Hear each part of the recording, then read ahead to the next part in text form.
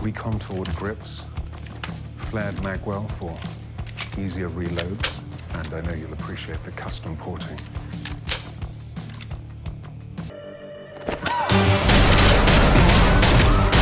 Boom, what's up team? So wanted to talk with you guys a little bit about kind of my journey with my CZ P10 and how it's been going, you know, because I made a video a while back about I think it was called like my perfect carry gun, and I showed my CZ. I'm sure my boys will throw it up on the board here so you guys can see it, but I did some things to that gun that I thought were really, really cool. That was years ago, and so much has happened and so much has changed. So I want to talk to you guys about like what I'm carrying now, what companies I'm working with. And by working with, I don't mean getting kickbacks on this video. I mean what companies I'm actually, whose gear I'm using to shoot in competitions and to carry in my EDC. So with no further ado, right, this is gonna be like probably a 3-part series of kind of the evolution of my CZ P10. You know, so as you guys know, I started out with the CZ P10. CZ P10 platform's really been my jam. I remember the first time I shot one, and it was like, I was a Glock guy already, so I was already a striker fire guy. There's just a lot I like about the platform. So we'll just leave it at that. That's a whole other video why I prefer striker fire. But at the end of the day, like nothing's really right or wrong. It's really about what you want to train yourself to be proficient at. That's really what it is. You know, personally, bam, I like the bore over axis, meaning I like how high my hand can get up behind this slide when it comes to the actual bore, the barrel of this bad boy. And just so you guys know, I've already cleared it, but you know, just for you cannot be freaking out, right? We're clear, we are clear. So I'm gonna be playing around with this thing. All right, so bore over axis, how high this barrel is, as opposed to actually your hand, which helps with recoil management. The higher up your hand can get behind that slide, the easier it is to stay on target. I like the angle of the grip here. It's much more like a 45-degree angle than a 90-degree angle. For me personally, I feel like I can get behind the gun the same way I can get behind a punch. It's a very organic, structurally secure way that I kind of put my arms out anyways. Woo! You know, whereas guns that are more at a 90-degree angle rather than this cant like this allows me to be at a more organic, at least for my ergonomics and how I feel. Guns that are a more 90-degree angle require me to do more of this to hold them at 90 degrees, which you can do quite a bit with. You'll find weapons that behave like that more in the CZ realm and things like that. But anyways, so there's just a few kind of things that I really liked about the CZ P10 system. And when I first fired it, it was the first weapon system I ever fired that I felt like, oh my gosh, this weapon shoots flatter, you know? So in my hands, I was like, man, like this really feels like it actually shoots flatter for me. And it may have been because that lower bore over axis, it's got a very low compared to other weapon systems. You can really get up and behind this thing, deep in the, what we call in the firearm industry, deep in the tank, you know what I'm saying? We can get deep up in that tank and control that firearm, right? So those are just some things I really liked about it. So I really started running my competitions with the CZ platform, and the first upgrade that I did was this Norsso slide, man. I went with a Norsso slide, which is super sexy. Right now you can see a Killer Innovations barrel in there, which I do feel like has really made a difference when it comes to accuracy and things like that. They do some things to lighten out their barrels and stuff like that as well. You can see some pretty cool design work in there. But this Norsso slide, it's you know, it's got some ports and things like that taken out of it. But what I really like the most about it, other than the fact that it makes your gun look sexier and they're not that expensive, is the serrades, man. It's the little things. These serrades have been pretty awesome to do all my manipulations with. I could have put a rear sight in here, but honestly, I don't feel like I need one. I've been shooting dots for years now, easily.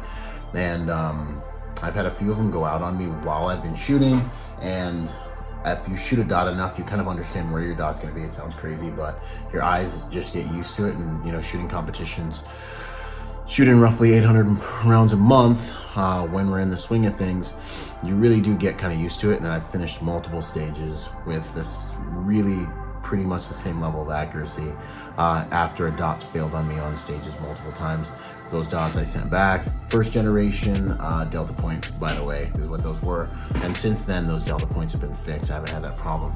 So, but I did go with a front sight post, and that's primarily because when I'm referencing, when I'm dropping the dot, I want to be able to use that front sight post. I don't know if you guys can see this, but the front sight post really helps you know where the dot's going to drop from.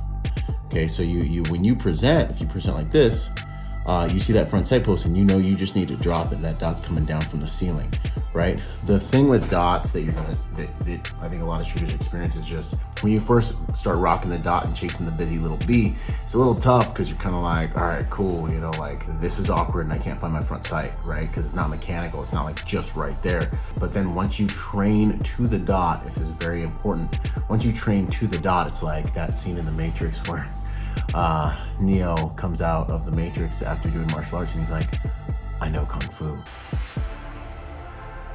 I know Kung Fu. Right? Like, it's like you just have more capabilities. And then once you really work with your dot enough to realize like its limitations, but then even more than its limitations, you expel a lot of the fear that people have around dots. Like, oh, well, if the dot goes out, you're just gonna be SOL. It's like, no. If you shoot, you're gonna be fine out to about 15, actually. You know, like, if you gotta do a credit card shot or a hostage shot, then okay, you know, but that's like, I mean, what if grasshoppers had machine guns? You know what I'm saying? So anyways, it's still an awesome weapon. You can actually reference off of your tube and your front side post very easily, and I've done it many times.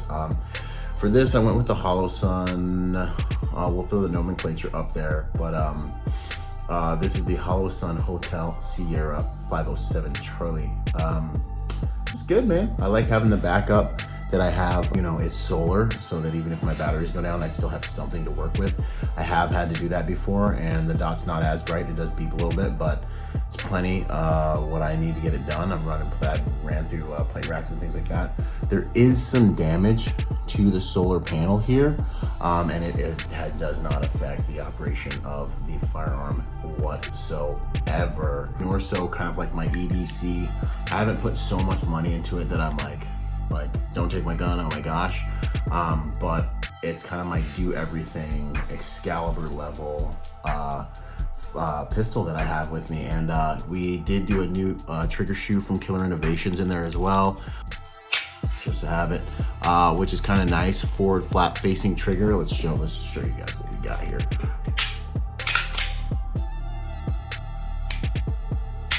That's it, boom. Nice crisp reset, right? Boom. And take up, you're right there at the wall. Crisp wall. And then you're back in business, right? So I really do like this forward-facing trigger or whatever from Killer. Like it a lot. We didn't change anything internally as far as weight or anything like that. Don't want to get into that, but little trigger shoe that just changes the way your finger touches the trigger with a little safety in there, so it can't be pulled unless that little lever has been depressed, right? It's been a pretty amazing time. So big thanks to Norsso. Slide was amazing. Big thanks to Killer Innovations. You guys literally rocked the house. And then the last thing, Romeo, we'll throw their name up here. I think it was Romeo Tango Customs out of Arizona. These guys, man, my boy did some slide work for me here. Juliet Romo Customs. Anyways, the stipple work is some of the best stipple work I've ever seen. I went with a larger kind of pattern to help if sweat or grit or anything like that gets in here. And this pattern's been really nice. It has not eaten my shirt.